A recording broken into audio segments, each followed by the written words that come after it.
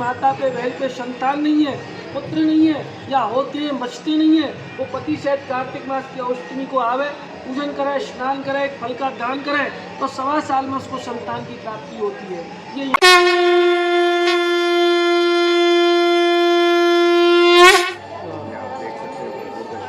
देखिए कितना खूबसूरत है। ये है गाइस राधा कुंड,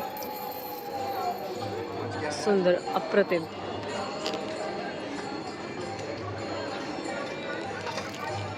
इस जगह पे तो बैठना बनता है, मुझे बड़ा सुकून मिलता है इस जगह पे। ऐसी जगहों में मैं लोगों से, दुनियादारी से दूर हो जाती हूँ। दिल कर रहा हालू में डुबकी लगा लूँ एक। भाई मुझे नहीं पता।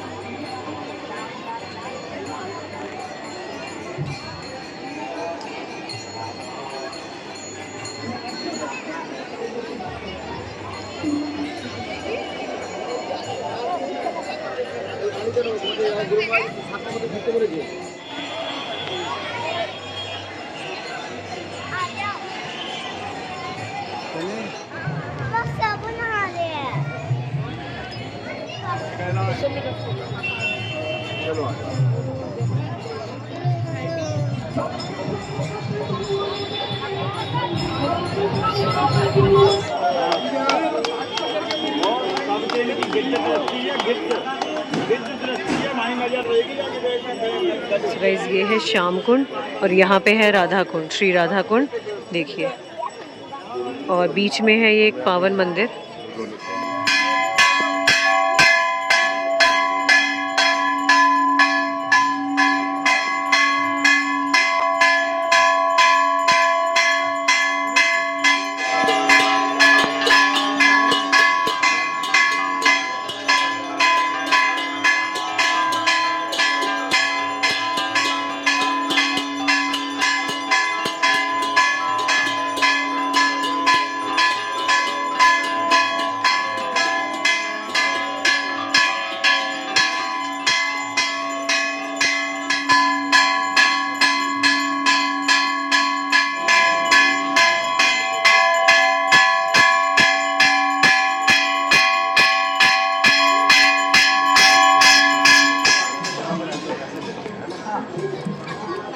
सो वी आर गोइंग टू एक छोटी सी आपको भेंट कराते हैं और इस राधा कुंड की महिमा बताते हैं।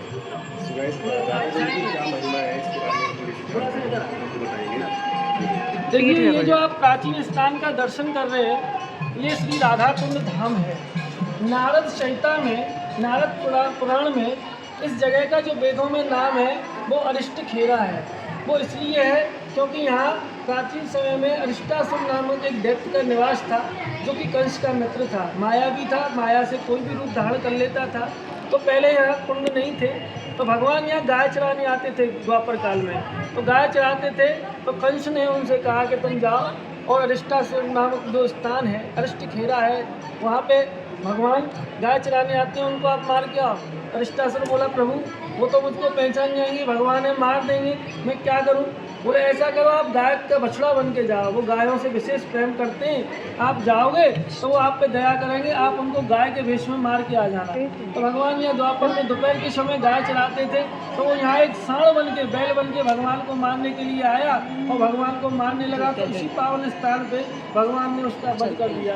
वध करने के बाद जब वो लाडली जी राधा रानी ग्वाल बाल सखियों के पास गए तो किशोरी जी ने उनसे कहा प्रभु आपने ये क्या कर दिया, एक बछड़े के रूप में उस राक्षस को मारा है, चाहे वो राक्षस था लेकिन बछड़े के रूप में था, आपने इसको मार के अच्छा नहीं किया, आप गौ हत्यारे हो गए। आप जाओ सभी तीर्थों में स्नान करके आओ।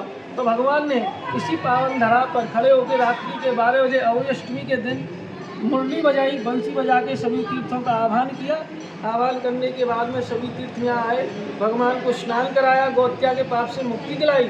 तो भगवान से सभी तीर्थ बोले हमको ब्रज का वास कराओ। तो भगवान ने लोक कल्याण के लिए, जन कल्याण के लिए अपने हाथों से श्री कृष्ण कुंड बंसी से बनाया है, और राधा रानी ने अपने सोने के कंगन से श्री राधा कुंड बनाया है। और जो नाम पहले अरिष्ट खेरा था, उसके बाद श्री राधा कुंड बनने पर राधा कुंड नाम से जाने लगा। यहाँ की महिमा ये है, श्री जी ने ये वरदान दिया ठाकुर जी ने, जो हमारे कुंडों का दर्शन आचमन पूजन करेगा उसकी हम समस्त कामना पूरी करेंगे। और जिस माता पे बहन पे संतान नहीं है, पुत्र नहीं है, या होते हैं बचते नहीं है, वो पति सहित कार्तिक मास की अष्टमी को आवे, पूजन करे, स्नान करे, फल का दान करे, तो 1.25 साल में उसको संतान की प्राप्ति होती है। ये यहाँ की महिमा है।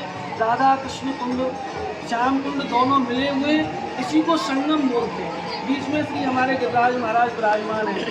यहाँ जल रूप में श्री साक्षात राधा रानी और ठाकुर जी जल रूप में बांके बिहारी विराजमान है। बोलिए वृंदावन बिहारी लाल की जय। मैं तीर्थ विजय पंडित आप सभी भक्तों का हार्दिक स्वागत करता हूँ, निवेदन करता हूँ एक बार अवश्य श्री किशोरी जी के दर्शन करने के लिए श्री धाम राधा कुंड अवश्य पधारें। और जिन पे संतान नहीं है वो लोग सभी जगह से अगर दुखी हैं तो वो श्री जी के धाम में अवश्य आएँ, श्री जी अवश्य उनकी गोद भरेंगी, उनकी कामना। बोलो राधा रानी बोलो राधा रानी सरकार की जय। अच्छा पंडित जी, एक मेरे से मेरे पास एक क्वेश्चन है, एक छोटा सा प्रश्न है कि जैसे यहाँ पे इतनी भीड़ है, आप देखिए ये वाले कुंड में इतनी भीड़ है, लेकिन इसी के जस्ट अपोजिट पे श्याम कुंड है, पर वो एकदम सुनसान है, ऐसा क्यों? वो इसलिए है कि यहाँ श्री राधा रानी की ही महिमा अधिक है। भगवान ने कहा कि ये राधा रानी का तीर्थ है, राधा रानी का धाम है, मुझसे ज़्यादा श्री किशोरी जी की महिमा यहाँ पर है। तो यहाँ दोनों का मिलन है।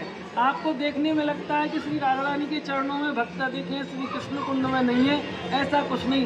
राधा कृष्ण दो एक है, अंतर नहीं निवेश, दोनों एक हैं, दोनों का एक ही, एक प्राण दो प्राण, एक प्राण दो देह हैं, अलग अलग हैं लेकिन अंदर से मिले हुए हैं। हाँ। तो एक ही जगह दोनों की पूजा हो जाती है। अच्छा, हाँ, हमें लगा क्योंकि पीछे वाला कुंड जो हमने देखा नहीं।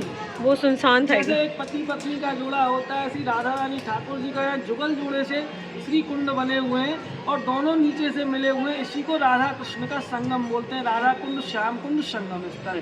तो दोनों का एक ही जगह पे पूजन हो जाता है, एक ही जल है, कोई अंतर नहीं। और ये दोनों ही कुंड का जो कलर है, पानी का जो रंग है, वो अलग कलर है। में अंतर है। जैसे किशोरी जी हमारी गोरी हैं, ऐसा ही दूधिया कलर जल का रंग है, और ठाकुर जी सांवरे हैं तो उनका सांवरा कलर है।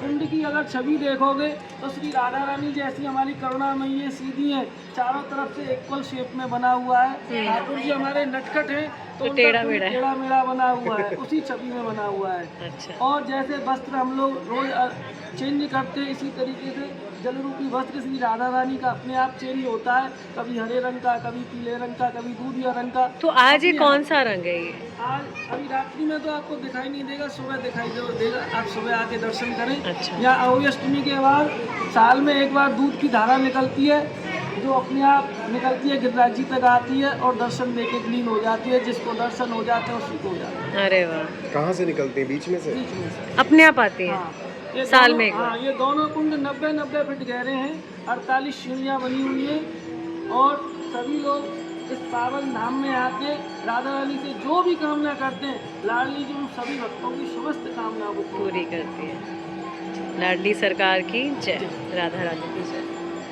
सो गाइस, आपने देखा कितना अच्छे से इन्होंने हमें एक्सप्लेन किया, बहुत ही खूबसूरती से बताया इन्होंने। चलिए अब आगे चलते हैं।